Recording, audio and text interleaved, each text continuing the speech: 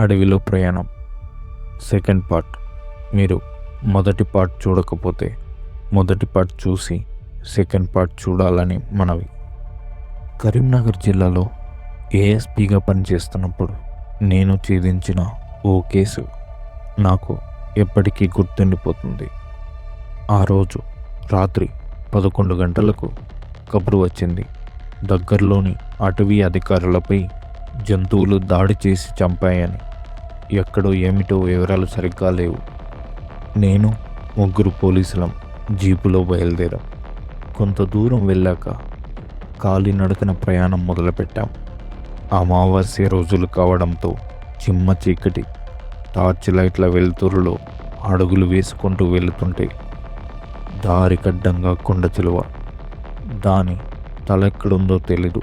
మెల్లగా తప్పించుకొని ముందుకు వెళ్ళాం. విషయం ఏంటంటే ఆ అడవి క్రూర మృగాలకు నెలవు. చిరుతపులులు, ఎలుగుబంట్లు ఎక్కువగా ఉండేవి. పైగా వాటి చేతిలో చనిపోయిన అధికారుల దేహాలను వెతకడానికి వెళ్తున్నాం.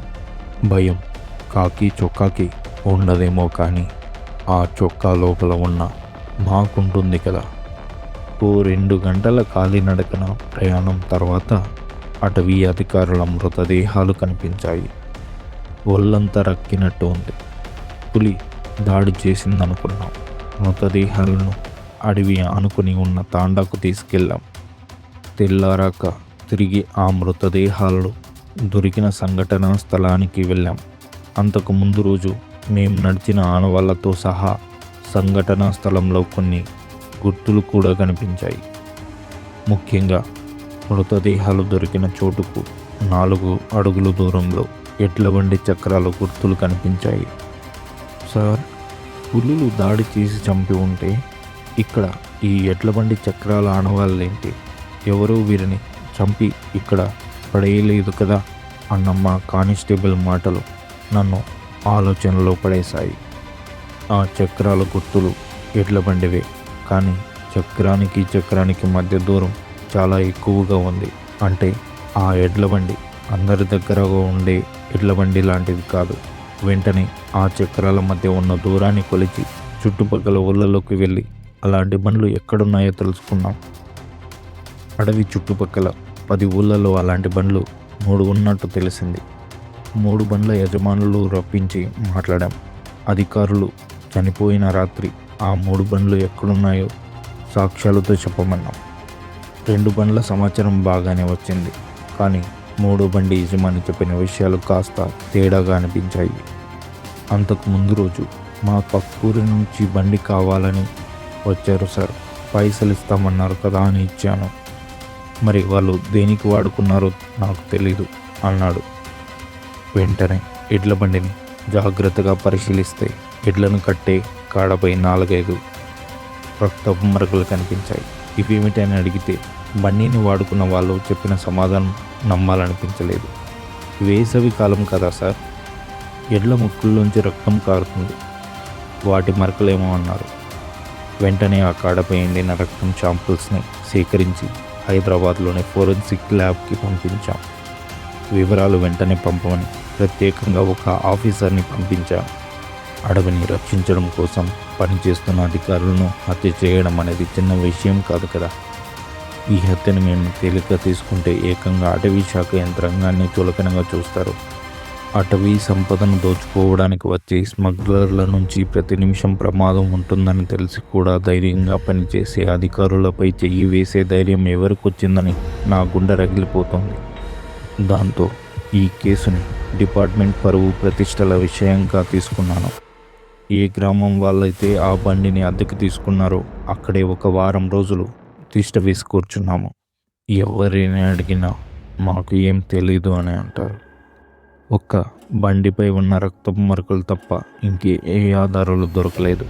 సంఘటనా స్థలంలో దొరికిన చిన్న ఆధారాలు చేతిలో ఉన్న అవి హంతకుల చిరునామాని చెప్పలేకపోయాయి. ఇంతలో హైదరాబాద్ నుంచి సమాచారం వచ్చింది.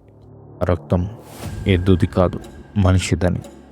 అంతే, విచారణ వేగం పెంచాం. అటవీ అధికారులని చంపింది పులులు, సింహాలు కాదని, మనుషులని స్పష్టమైన విషయాన్ని అన్ని గ్రామాల్లోని వారికి తెలియజేశాం.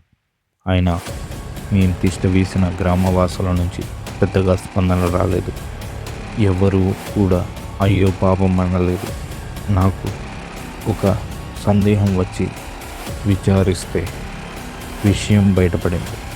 ఆ గ్రామస్తులే అధికారుల్ని హత్య చేశారని.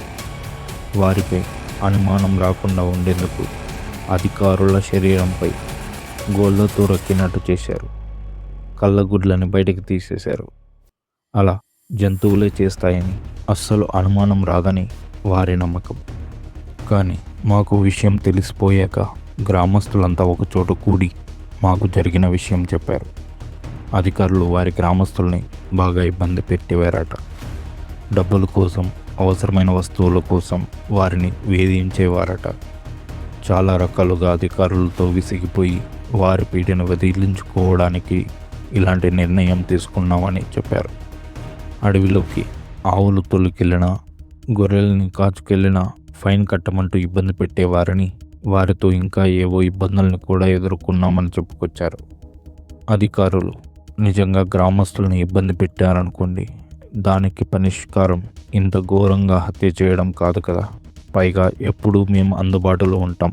డిపార్ట్మెంట్ ఉద్యోగులపై దాడి చేయడం అటవీ శాఖలోనే కాదు, మా పోలీసు శాఖలో కూడా తీవ్ర కలకలం రేపింది. ఏ దుండగులు అంటే కాదు, గ్రామం మొత్తం ఏకమై చేసిన పని. హత్యలో ఎంతమంది పాల్గొన్నారని ఆరా తీస్తే మేమందరం అంటూ ఊరి ప్రజలంతా చేతులెత్తుతున్నారు. 200-300 మంది ఉంటారు. ఎవరిని అరెస్టు చేస్తాం? అయినా మా పద్ధతి ప్రకారం విచారణలో ఒక్కొక్కరిని వదిలి అసలు అంతుకుల పేర్లను రాబట్టాం.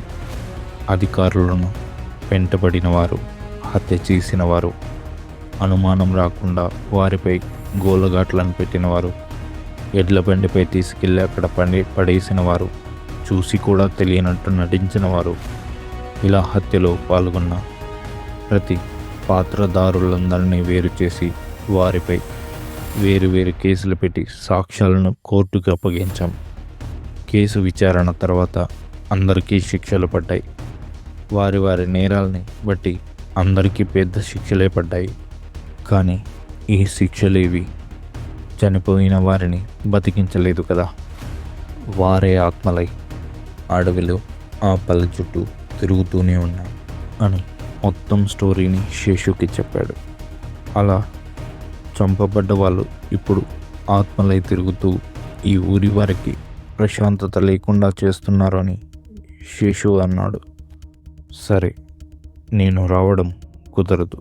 నేను ఇంకో కేసు విషయంలో బిజీగా ఉన్నాను. వనస్థలీపురంలో ఒక విల్లాలో జరిగిన మర్డర్ కేసు ఇన్వెస్టిగేషన్ జరుగుతుంది. ఈ విషయాన్ని మన గురువుగారు శంకరాచార్యుల వారికి చెప్పు, ఆయన చూసుకుంటారు అని పాడుతూ ఫోన్ కట్ చేశాడు. శేషుకి కథ మొత్తం అర్థం అవడంతో వీళ్ళు పగబట్టి ఊరి మీద పడుతున్నారు అని, ఆ అడవిలో ఎవరిని అడుగు పెట్టనివ్వడం లేదని అనుకుంటూ శంకరాచార్యుల వారికి ఫోన్ చేసి విషయం చెప్పాడు. రేపు అమావాస్య, మీరు జాగ్రత్తగా ఉండండి. నేను ఎల్లుండి కల్లా అక్కడికి చేరుకుంటాను అని శేషుతో శంకరాచార్యుల వారు అన్నారు. రేపు అమావాస్య, సరిగ్గా అమావాస్య రోజే వారు చంపబడ్డారు. అడవిలో శేషు టీం రేపు శంకరాచార్యుల వారి రాక కోసం వేచి ఉండాలి. వీరు చేసేది ఏమీ లేదు. తరువాత ఏం జరుగుతుంది?